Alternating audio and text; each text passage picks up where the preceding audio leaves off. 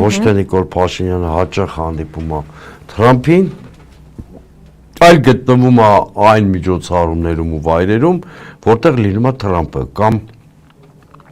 միջոցառումների, որոնք նախաձեռնել է Թրամփը։ Սրանք միանգամայն տարբեր բաներ են։ Այնպես չի, որ Նիկոլ Փաշինյանը Սպիտակ տանը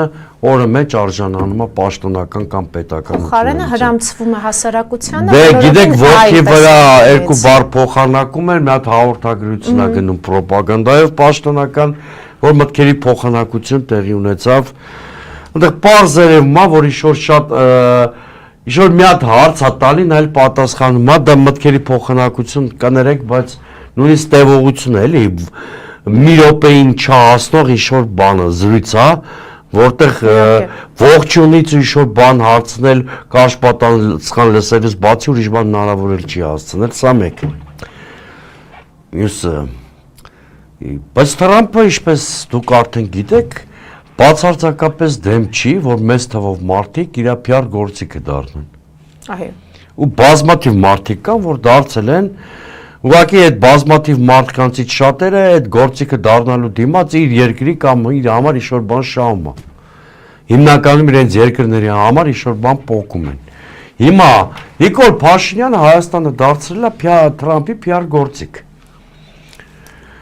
Այդ մեծ սիրով այդ PR-ի կմասնակցեն Թրամփն էլ, Ալիևն էլ, որտեղ նրանցից որևէ մեկը բան չի կորցնում։ Թրամփը ինչ-որ իմիջ է իր շուրջ ձևավորում։ Ալիևին ինչ է գնացել շոուների չմասնակցել, այսինքն ինչ է տուժում այդ շոուներին մասնակցելուց Ալիևը, երբ որ իր պրակտիկորեն բոլոր պահանջները կատարվում են, այստեղ ինչ է շահում այդ շոուների արանքում Հայաստանը, ոչինչ։ Միայն, չէ, այդ Փաշինյանը կներեք, դա Փաշինյանն է շահում, գանք ես ձեր ասացին, սրանք ոչ բանակցություններ են, ոչ հանդիպումներ են, ոչ ինքը լուրջ երաշխիքներ է բերում, Նիկոլ Փաշինյանը միակ բանը, որ Միացյալ Նահանգներից կամ այլ մայրաքաղաքներից բերում է, լուսանկարներն են, որոնցով նա հասարակության մի մասին շեղում է,